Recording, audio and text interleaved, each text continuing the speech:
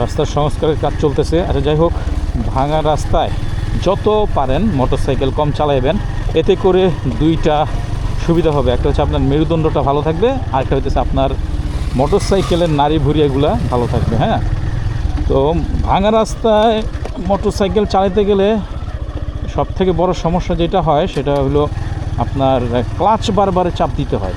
এটা সবাই বলে বা সবাই করে মোটামুটি। তো এইখানে আপনি একটা টেকনিক যদি অ্যাপ্লাই করেন, ক্লাচ কম চাপতে পারবেন চাইলে। হ্যাঁ, ক্লাচ যত বেশি চাপবেন তত আপনার মেশিনের ক্ষতি বা ক্লাচ প্লেটের ক্ষতি। আপনি সাধারণত সমতল জায়গায় মোটরসাইকেলের গতি 5 থেকে 6-7 কিলোমিটার, হ্যাঁ, এই গতিতে যদি আপনি টানতে থাকেন তখন দেখবেন যে আপনি 2 পা উঠে চালাতে পারতেছেন, মানে 1 পাও নামায় রাখার প্রয়োজন পড়ে না। ঠিক সেম টেকনিকটা অ্যাপ্লাই করবেন আপনি যখন ভাঙা রাস্তায় যাবেন। হ্যাঁ, তখন দেখবেন যে স্মুথলি, অনেকটা স্মুথলি এই বাইকটা আগাবে। এই যে ভাঙা, এই যে উঁচা নিচে, এই যে আস্তে আস্তে স্মুথলি, কোনো গতি মাইনাস হচ্ছে না, প্লাস হচ্ছে না, একেবারে একটু ব্যালেন্স। হ্যাঁ, হাতটা একটু ধরে যাবে, ভাঙা রাস্তায় তো হাতটা ধরে যাইতেই পারে, কিন্তু যতটা মনে করতেছেন অতটা ধরবে না। তো 5, 6, 7 এই গতিতে যদি চালান, মানে আপনার দোনো পায়ে গাড়ির উপরে থাকবে, মাটিতে স্পর্শ লাগবে না। কোন দিকে যাবেন, এরপরে ধরেন আপনি সুন্দর, এই যে আমি কিন্তু ক্লাচে চাপই দিই না, দেখেন আপনাদের দেখানোর জন্য কীভাবে হাত ধরে রাখছি।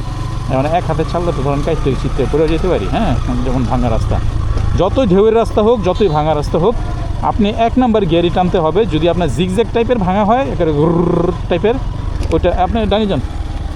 তো ধরেন ওই রকম হইলে আপনি 2 নাম্বার গিয়ারে টানলে আপনি মেরুদণ্ডে আঘাত কম পাইবেন। হ্যাঁ, কিন্তু এরকম ভাঙাগুলোতে আপনি যদি 2 নাম্বার গিয়ারে টানেন, আপনার গাড়িরও ক্ষতি, আপনার মেরুদণ্ডের ক্ষতি। তো এইখানে আপনি 5, 6, 7 একটু সময় লাগুক যান, দেখবেন আপনার এই ক্লাচে বারবার চাপ দেওয়ার কোনো প্রয়োজন নেই। এই যে দেখছেন আমি কী সুন্দর এসে পড়তেছি, আমার ক্লাচে কিন্তু হাত দেওয়ার কোনো প্রয়োজন নেই। হ্যাঁ, আমার মেশিনও ভালো থাকতেছে, আমিও ভালো থাকতেছি, এই হচ্ছে মূল বিষয়। তো কেউ যদি বলে যে ভাঙা রাস্তায় ক্লাচ চাপ দেওয়া ছাড়া চালানো যায় না, তো আমার এই ভিডিওটা একটু দেখে নিয়ে নেই। যে এখন 1 হাত ছাড়বো, এই যে 1 হাত ছাড়লাম, ঠিক আছে। দেখেন আমি শর্ট পিক আপ, মানে 5, 6, 7 এই গতির মধ্যে আমার আপ ডাউন চলতেছে।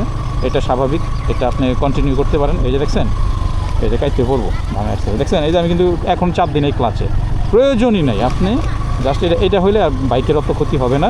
হ্যাঁ, ক্লাচ প্লেটের ক্ষতি হবে না। আর যদি আপনি বারবার এই যে বারবার কাছে চাপ দিয়ে একটু পর টানেন, আপনি একটু স্মুথ চালাতে পারবেন, ডান থাকেন, স্মুথ চালাতে পারবেন। হ্যাঁ, কিন্তু আপনার গাড়ির ক্ষতি হয়ে যেতে পারে। হ্যাঁ, ওই যে বারবার ক্লাচ ধরতেছেন, তো এটা মাথায় রাখলে বাস আপনার জন্য ইজি।